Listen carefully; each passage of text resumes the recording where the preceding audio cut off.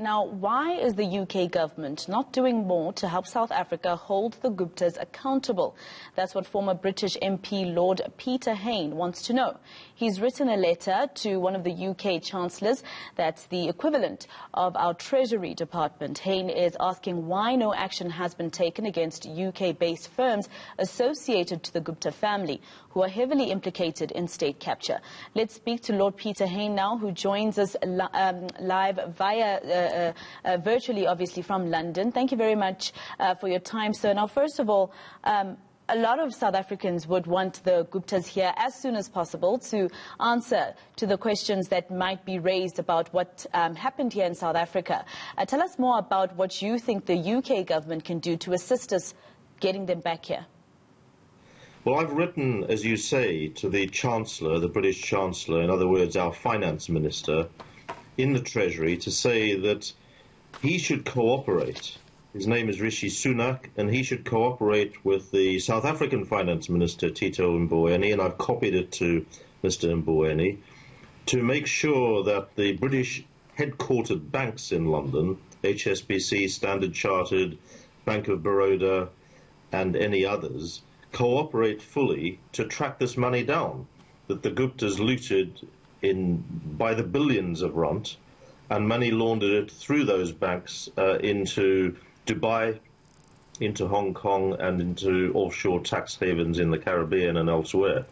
I've also asked the Chancellor to engage with the Dubai authorities and the Indian government, because the Guptas are moving freely about Dubai and India. They own property in both places, and they're using up the assets that they looted, for example, in lavish weddings for their sons a couple of years ago. And that money should be returned to South African taxpayers. So I don't think anything like enough has been done internationally to assist the South African Treasury with recovering this money. Has the Chancellor responded to your letter? Maybe will he assist us? Well, I hope so. They have placed, as I pressed and pressed repeatedly, the Gupta brothers under sanctions. So there's the subject of UK sanctions now, just as the American sanctions apply to them as well.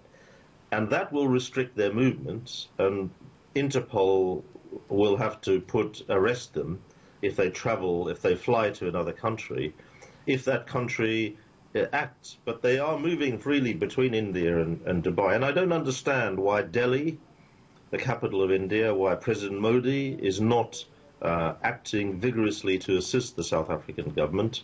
And I don't understand why the ruler of Dubai, Sheikh Mohammed, is not doing the same.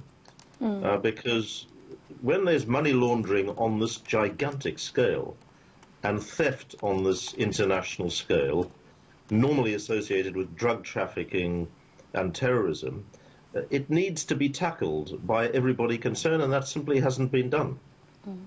Now, our extradition agreement with the United Arab Emirates is expected to come into effect next month, in fact on the 10th.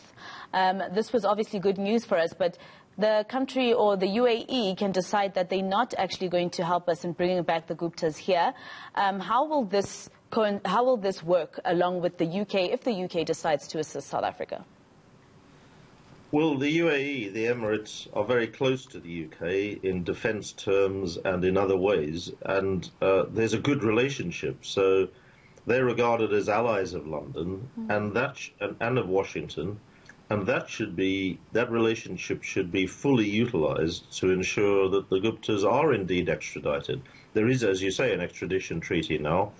But I understand one of the Gupta brothers may have acquired Dubai citizenship, in which case it's possible that that extradition treaty wouldn't apply.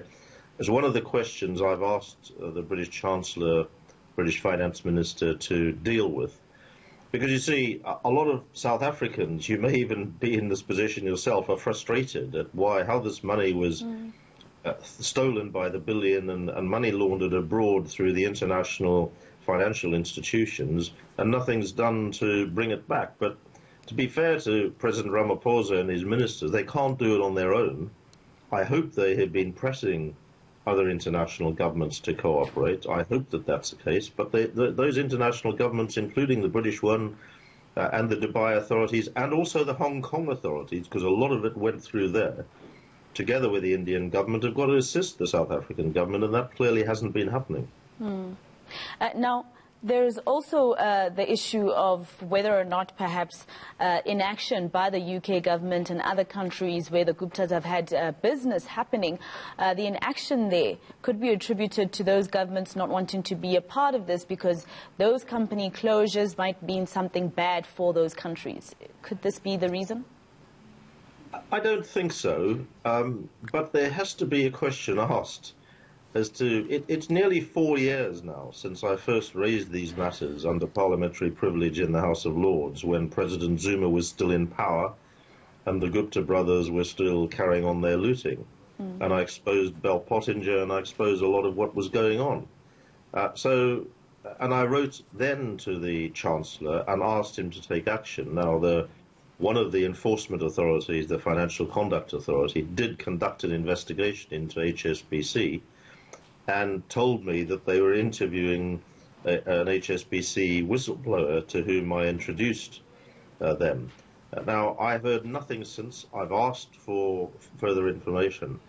And this paints a wider picture that what you've got now is governments like in London and in Washington and elsewhere all saying they're opposed to money laundering. There is legislation to prosecute for money laundering, and yet it hasn't happened in this case. And when you approach the banks, they say, client confidentiality means we can't, reveal what's been going on. And in any case, we closed these accounts a while ago. Well, they may have closed the accounts a while ago when the scandal was exposed, but the money still went through their digital pipelines, and it left a digital footprint. It's not like it was taken out in brown paper bags or suitcases stuffed with millions or billions of rand. I mean, that doesn't happen that way anymore. It goes through the digital pipelines of all the international banks and financial institutions. And, the state capture was not just assisted by those banks, but also by the international corporates such as McKinsey and KPMG, for example, SAP, Bain & Co., who've owned up to it and apologized for it. So there's an international dimension to all of this, which needs to come to the assistance of South Africa instead of just turning a blind eye.